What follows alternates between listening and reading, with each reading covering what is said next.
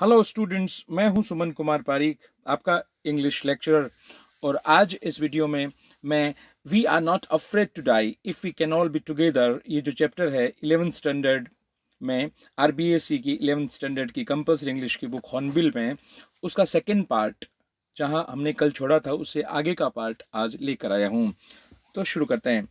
Unexpectedly my head popped out of the water, यानी unexpectedly, अप्रत्याशित रूप से, अचानक, जो नहीं सोचा था, जब वो होता है तो उसे कहते हैं कि जो कुछ हुआ वो अनएक्सपेक्टेड था, अप्रत्याशित था। तो अनपेक्षित रूप से, अप्रत्याशित रूप से, माई हेड, मेरा जो सिर था, वो popped out of the water, वो पानी से बाहर निकला। असल में अप्रत्याशित क्यों था सिर इस तरह से पानी से बाहर निकलना? अगर आपने कल का वीडियो देखा हो, कल आप लाइव में थे या फिर आपने बाद में वीडियो देखा हो तो ठीक है, वरना इस वीडियो को देखने से पहले आप वो वीडियो देख लीजिए, या फिर अभी इस लाइव के बाद उस वीडियो को जरूर देख लीजिएगा और उसके बाद इस लाइव वाले वीडियो को दोबारा देखिएगा, तब आपको सारी बात अच्छे से समझ में आएगी। क्योंकि जिन्होंने कल का वीडियो देखा था या कल की लाइव क्लास अटेंड करी थी उन्हें पता है कि ये जो लेखक है ये असल में समुद्र में यात्रा करते हुए एक जगह तूफान में घिर गया है। इनका जहाज, इनकी नाव, इनकी बोट तूफान में घिर गई है और एक बहुत बड़ी लहर इनकी नाव पे आकर गिरी है। और आखिर में ये पूरी तरह से होश खोते हुए, लेकिन साथ ही आशा खोते हुए शांत हो गया है कि अब तो मरना ही है। लेकिन उस वक्त अप्रत्याशित रूप से इनका सिर पानी से बाहर निकलता है। आज की पहली पंक्ति में, पहले सेंटेंस में यही बात आई है। ए फ्यू मीटर्स अवे, कुछ मीटर दूर, Wave Walker was near capsizing. Wave Walker, Wave Walker एक दूसरा जहाज है, उसका नाम है वेव वोकर। वो असल में कैप्साइज होने के नजदीक था, मतलब ऐसा लगता था कि वो तो डूब ही जाएगा, बस डूबने के ही करीब था। हर मास्ट, हर, ध्यान रखना, शिप के लिए, जहाज के लिए हर का यूज होता है, उसे फेमिनिन माना जाता है। सो हर मास्ट ऑलमोस्ट हॉरिजॉन्टल, उनके जो मास्ट थे जो वर्टिकल होने चाहिए, मास जो होते हैं, मस्तूल जो होते हैं, वो नीचे से ऊपर की तरफ सीधे लंबे खड़े होते हैं, लेकिन वो क्षैतिज की तरह हो गए हैं, हॉरिजॉन्टल हो गए हैं, मतलब वो आड़े हो गए हैं, गिर गए हैं नीचे। जब अगर एक गाड़ी जैसे सीधी खड़ी है और वो पलट जाती है, वैसे ही वो पूरा का पूरा जहाज पलट गया है पानी में, हॉरिजॉन्टल हो गए हैं उसके मास। Then a wave hurled her upright, तभी एक लहर आई और उस लहर ने उसे सीधा कर दिया। माई, तो बच गए, ऐसा लगता है एक बार के लिए नहीं डूबा है। एक लहर आई, उसने धक्का देकर उस जहाज को सीधा कर दिया, धक्का लगा उन्हें तकदीर से और जहाज सीधा हो गया। माई लाइफ लाइन जर्ग्ड आउट, मेरी जो लाइफ लाइन थी वो ऐसे लगा जैसे अचानक उसको भी धक्का लगा और वो टाउट हो गई, मतलब तन गई। मेरी लाइफ लाइन वाली जो रस्सी थी वो रस्सी टाइट हो गई। क्यों? क्योंकि एक्चुअली इसके लाइफ लाइन बांधी हुई थी, रस्सी बांधी हुई थी, जीवन रक्षक रस्सी, तो वो कहीं ना कहीं से जहाज से बंधी हुई है ना। तो जब इसको धक्का लगाया, यार ये इसको कल लास्ट में हमने पढ़ा था कि फुटबॉल की तरह किक फुटबॉल पे लगता है तो वो कैसे उछलता है, वैसे ये लहर के प्रवाह में उछला था। लेकिन अब उसकी रस्सी तन गई क्योंकि ये दूर हो गया है उस जगह से जहां से इसको बांधा गया है, तो रस्सी पूरी तनी हुई है और ये नहीं डूबे ऐसी स्थिति में फिलहाल है, और पानी से बाहर भी इसका सिर निकला है और इसको दूसरा जहाज भी दिख रहा है जो डूबने के करीब है। हालांकि वो जहाज डूबता नहीं है, कोई दूसरी लहर आती है, टक्कर मारती है और जहाज सीधा हो जाता है। ये वेव वोकर, ये अलग है जहाज। Then a wave hurled her upright. My lifeline jerked out. I grabbed the guardrails. मैंने पकड़ लिया। I grabbed का मतलब मैंने पकड़ लिया। The guardrails, जो रक्षा करने वाली रेलिंग्स होती हैं, मैंने वो रेलिंग्स पकड़ ली जिनके कारण से आप बाहर नहीं गिरते हैं। जहाज में जो रेलिंग लगी होती है या सब जगहों पर होती है, आप सीढ़ियों में देखते हैं रेलिंग्स, उन्हीं रेलिंग्स की बात हो रही है। And sailed through the air into wave walkers man boom, और मैं सेल थ्रू, पानी में से होता हुआ मैं निकला, हवा में पहुंचा और हवा से होते हुए बिल्कुल पानी के अंदर से इसने छलांग लगाई और कहाँ पहुंच गया? वेव वॉकर के मैन बूम में। जो उसका जो मैन बूम जो था, अगर कहें तो उसका जो प्रमुख हिस्सा जो था जिससे वो बना हुआ था, मैं वहां पर पहुंच गया। Subsequent waves tossed me around the deck like a ragdoll, और उसके बाद जो लहरें आई, सब्सिक्वेंट वेव्स का मतलब इसके बाद जो लहरें आई, टोस्ड मी, उन्होंने मुझे उछाला इधर उधर, जैसे मैं कोई गुड़िया हूं। कपड़े की कोई गुड़िया होती है, चिथड़ों से बनी, रैग्स होते हैं चिथड़े, तो चिथड़ों से बनी हुई कोई गुड़िया होती है, उसको इधर उधर किस तरह से उछाला जा सकता है, वैसे वो लहरें मुझे इधर से उधर उछाल रही थी और मैं किसी गुड़िया की तरह उछल रहा था। मतलब कहने का मतलब मेरे साथ खेल रही थी वो लहरें। माई लेफ्ट रिब्स क्रैक्ड, मेरी जो लेफ्ट साइड की जो रिब्स थी वो क्रैक हो गई, मेरी पसलियां क्रैक कर गई, टूट गई। माई माउथ फिल्ड विद ब्लड, मेरा जो मुंह था वो भर गया खून से, मेरा मुंह खून से भर गया। वेब वॉकर असल में इन्हीं की बोट है, जिस वेब वॉकर में ये है। एक्चुअली ये एक बार के लिए पानी से बाहर गिरा था ना, तो खुद ही की बोट इसे डूबती हुई दिखी थी। So my left ribs cracked, my mouth filled with blood and broken teeth, मेरा जो मुंह था वो खून से भर गया था और टूटे हुए दांतों से भी भर गया था। कहने का मतलब मुंह में खून आ गया है, दांत टूट गए हैं, इधर से उधर उछल रहा है, पसलियां इसकी टूट गई हैं, नाव इसकी डूबते डूबते बची है, ये वापस उछल कर नाव में पहुंच गया है। Somehow I found the wheel, किसी तरह से मुझे व्हील मिल गया, मतलब मुझे वो स्टीयरिंग व्हील मिल गया जिससे मैं नाव चला रहा था। Lined up the stern for the next wave and hung on, और मैंने अपने नाव को इस तरह से सेट किया, उसके नाव को आगे की तरह से सेट किया कि वो अगली लहर पर चढ़ जाएगा। स्टीयरिंग व्हील को पकड़कर जहाज के स्टर्न का मतलब पिछला हिस्सा, जहाज को जो पिछला हिस्सा था अगली लहर के लिए तैयार किया, ताकि जब लहर आएगी तो जहाज उसके ऊपर चढ़ जाएगा। एक्चुअली जो जहाज चलाते हैं उन्हें पता होता है कि लहरों के साथ आपको किस तरह से एडजस्टमेंट करना पड़ता है ताकि जहाज को डूबने से बचाया जा सके। वाटर वाटर एवरीवेयर, पानी पानी सब जगह पानी। अगर सवाल आए ना कि इनकी नाव का क्या नाम था, तो कल भी हमने ये पढ़ा था और आज भी पढ़ा है, नाव का नाम था wave walker. Water water everywhere, पानी पानी सब जगह पानी ही पानी। एक्चुअली मैं आपको थोड़ा सा बता दूं, इंग्लिश में एक पोएम है जिसमें लाइंस आती हैं, water water everywhere but not a drop to drink. ये लाइंस वहीं से ली गई है, समुद्र की ही बात है, सब जगह पानी ही पानी, पानी ही पानी है। I could feel that the ship had water below, मैं महसूस कर सकता था कि जहाज के नीचे पानी था।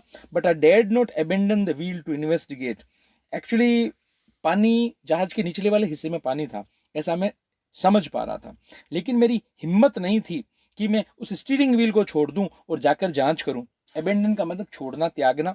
द व्हील, जो स्टीयरिंग व्हील था उसको, टू इन्वेस्टिगेट, पता लगाने के लिए। एक्चुअली ये खुद चालक है उस जहाज का, ये स्टीयरिंग व्हील से जहाज को चला रहा है, जैसे गाड़ी को चलाते हैं ना स्टीयरिंग से, वैसे ये जहाज को चलाने का काम कर रहे हैं। इनको पता है कि नीचे के हिस्से में पानी आ गया है, लेकिन इनकी हिम्मत नहीं हुई कि यह छोड़ दें उस स्टीयरिंग व्हील को और जाकर इन्वेस्टिगेट करें, जाकर पता लगाएं कि वास्तव में पानी है क्या और कितना है। सडनली, अचानक, the front hatch was throne open and मेरी अपीयर्ड। इतने में जो सामने का जो हिस्सा था जहाज का, जहां पर बैठकर ये अगर उस जहाज को चला रहे हैं, वहां पर जो दरवाजा था, फर्श का जो दरवाजा होता है, एक्चुअली दरवाजे कई तरह से हो सकते हैं, लेकिन ये डेक में जो दरवाजा है, ये ऐसा दरवाजा जैसे अंडरग्राउंड के ऊपर ये होद के ऊपर ढक्कन होता है ना, वैसा ढक्कन है, टैंक के ऊपर जो ढक्कन होता है वैसे। तो फ्रंट हैच वो थ्रोन ओपन, उसे खोला गया, खोल कर एक तरफ पटका गया और मेरी उसमें से निकल कर आई, क्योंकि जहाज के नीचे से जब बाहर आ रहे हैं तो उसी तरह से आएंगे जैसे कोई होद में से निकल कर आते हैं। मेरी अपीयर्ड, मेरी बाहर निकली। वी आर सिंकिंग, हम डूब रहे हैं। शी स्क्रीम्ड, वो चिल्लाई। द डेक्स आर स्मैश्ड, जो डेक्स है जहाज की जो छत है वो टूट गई है। We are full of water, हम पानी से भर गए। हम we are full of water का मतलब यहाँ मतलब है कि हमारा जहाज जो है वो पानी से भर गया है। ये है फर्श जो होती है ना, जहाज की डेक होती है, वो टूट गई है, तो और हम पानी, हमारे जहाज के अंदर पानी भर गया है। टेक द व्हील, मैंने कहा स्टीयरिंग व्हील को पकड़ो। I shouted as I scrambled for the hatch, और मैंने उसको कहा तुम स्टीयरिंग व्हील पकड़ो, और मैं भागकर कैसे करके लपका तेजी से। स्क्रैम्बल का मतलब अपने आप को कैसे संभालते हुए, लपकते हुए मैं हैच की तरफ गया। हैच कौन सा? वो ढक्कन जिससे ये नीचे की तरफ जा सकता है। एक तरह से वो दरवाजा है, लेकिन वो दरवाजा ऐसा नहीं है जैसे कमरों के दरवाजे होते हैं, बल्कि ये दरवाजा वैसा है जो हौद का दरवाजा होता है ना, किसी टैंक का दरवाजा, पानी की टंकी का दरवाजा, जो ढक्कन होता है वो ढक्कन है एक्चुअली वो, उसकी तरफ मैं गया। Larry and Herb were pumping like madman. वहां पर लेरी और हर्ब, आपको याद होगा, ये दो लोग हैं जो इन्होंने साथ में रखे हैं ताकि मुश्किल समय में इनका साथ दे सके। वो लोग मेरीनर्स हैं, वो लोग नाविक हैं, अच्छे जानकार हैं। तो लेरी और हर्ब जो है वो पंप कर रहे हैं, पानी को बाहर निकाल रहे हैं। अंदर पंप्स भी लगे हुए हैं जहां से पानी को बाहर फेंका जा सकता है, समुद्र के पानी को। वो पागलों की तरह लगे हुए हैं, मतलब ऐसे लगे हुए हैं जैसे जैसे तैसे किसी भी सूरत में ये काम हो जाए, कुछ भी नहीं दिख रहा है उनको सिवाय पानी को बाहर निकालने की, ऐसी वो कोशिश लेरी और हर्ब कर रहे हैं।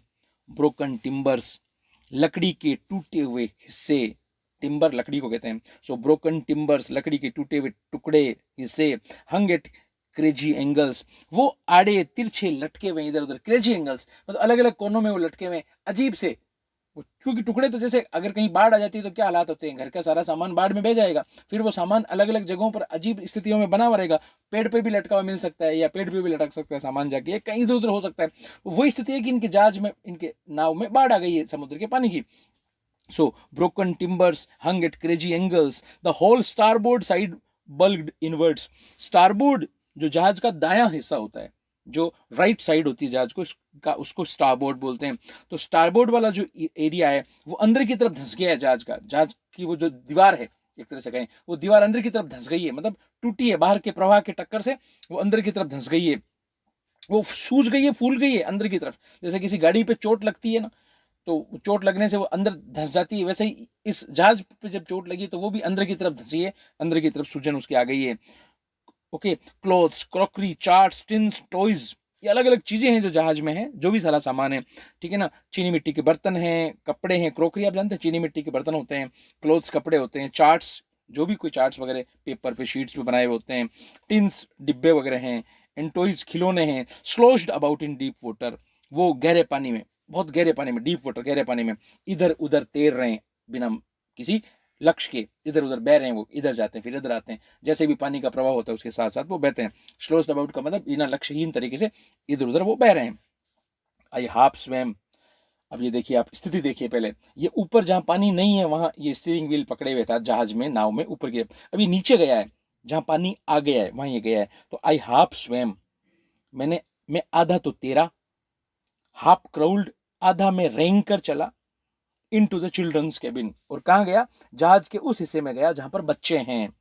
आर यू ऑल राइट, क्या आप लोग सही हैं, अपने बच्चों को पूछ रहा है। आई आस्क्ड, मैंने पूछा, yes they answered from an upper bunk, उन्होंने जवाब दिया। असल में वो कहाँ हैं, वो ऊपर वाले हिस्से में हैं, ऐसी कोई जगह बनाई हुई है ना, जैसे इनका जो कमरा है उसके अंदर बंक्स बनाए हुए हैं, जैसे स्टेज, जैसे बच्चों के सोने के लिए दुछत्ती की तरह जगह बनाई हुई है, वहां पर बच्चे हैं। अभी तक वो पानी से दूर थोड़ी ऊंचाई पर हैं उस कंपार्टमेंट में। तो उन्होंने कहा हाँ, but my head hurts a bit, मगर मेरा जो सिर है उसमें ऐसा लगता है थोड़ा दर्द है, ऐसा लगता है किसी टक्कर से उसके लगी होगी तो उसके दर्द हो रहा है। सेड शू ने कहा, pointing to a big bump above her eyes, और उसने, उस बच्ची ने जो इनकी बेटी है, उसने इशारा किया एक बड़े से सूजन की तरफ, बम्प हो रखा है उसके, उस सूजन की तरफ, होता ना जैसे कोई गुमड़ा सा हो जाता है वैसा सूजन हो गई है, तो उसकी तरफ इशारा करके कहा, और वो कहाँ हुआ है, वो सूजन कहाँ आई है, सूजन आई है उसकी आंख के ऊपर। I had no time to worry about bumped heads, actually उसने दिखाया बेचारे ने, इसकी बेटी ने, कि देखो मेरे यहाँ दर्द हो रहा है, और इसने देख भी लिया, ध्यान भी दे दिया, लेकिन फिर भी ज्यादा चिंता नहीं करी, क्योंकि इसको चिंता करने के लिए समय नहीं था कि भी सूजे हुए सिरों की ये चिंता करे, क्योंकि इसको तो कैसे ही करके नाव को बचाना था, या कुल मिलाकर तूफान से बाहर कैसे निकले वो सोचना था। आफ्टर फाइंडिंग ए हैमर, आखिर में इसको एक हथौड़ी मिल गई, या हथौड़ा मिल गया, स्क्रूज, कुछ स्क्रू मिल गए, कैनवस, कुछ कपड़ा ऐसा मिल गया, जो मोटा कपड़ा कैनवस का कपड़ा होता है वो मिल गया। आई स्ट्रगल्ड बैक ऑन डेक, मैं कैसे ही करके मोटा कपड़ा लेके, वो पेचकस लेके, या स्क्रू लेके, जो पेच होते हैं, स्क्रूज होते हैं, वो लेके, हथौड़ा लेके, मैं संघर्ष करके कैसे करके फिर डेक पर, छत पर पहुंचा। With the starboard side based open, अब वो जो दाहिना हिस्सा है छत, वो अपने इसका जहाज का, नाव का, वो खुल गया था पूरी तरह से टूट कर, ऐसा लगा था कि उधर से अब पानी अंदर की तरफ खूब आ जाएगा। We were taking water with each wave that broke over us, और अब कोई भी जो लहर है वो नाव के ऊपर से निकल रही है ना, तो उसका बहुत सारा पानी जहाज के अंदर आ रहा है। एक्चुअली जहाज पानी के अंदर नहीं डूबा है, जहाज अभी तक पानी के ऊपर है, लेकिन जब लहर ऊंची उठती है तो उस टूटे हुए हिस्से से पानी अंदर आता है, तो उस टूटे हुए हिस्से को ठीक करना है ताकि अंदर की तरफ पानी नहीं आए, और अंदर के पानी को बाहर निकालना है ताकि जहाज में वजन न बने, पानी के कारण से वो डूबे नहीं। So we were taking water with each wave that broke over us. If I couldn't make some repairs, we would surely sink. अब सिंक कौन हो रहा है, जहाज सिंक हो रहा है एक्चुअली, तो जहाज के साथ ये ड्राउन हो जाएंगे, डूब जाएंगे। So if I couldn't make some repairs, अगर मैं थोड़ी बहुत रिपेयरिंग नहीं कर सका, वी वुड श्योरली सिंक, तो हम निश्चित रूप से डूब जाएंगे। लेखक कह रहा है मुझे ऐसा करना जरूरी हो गया था।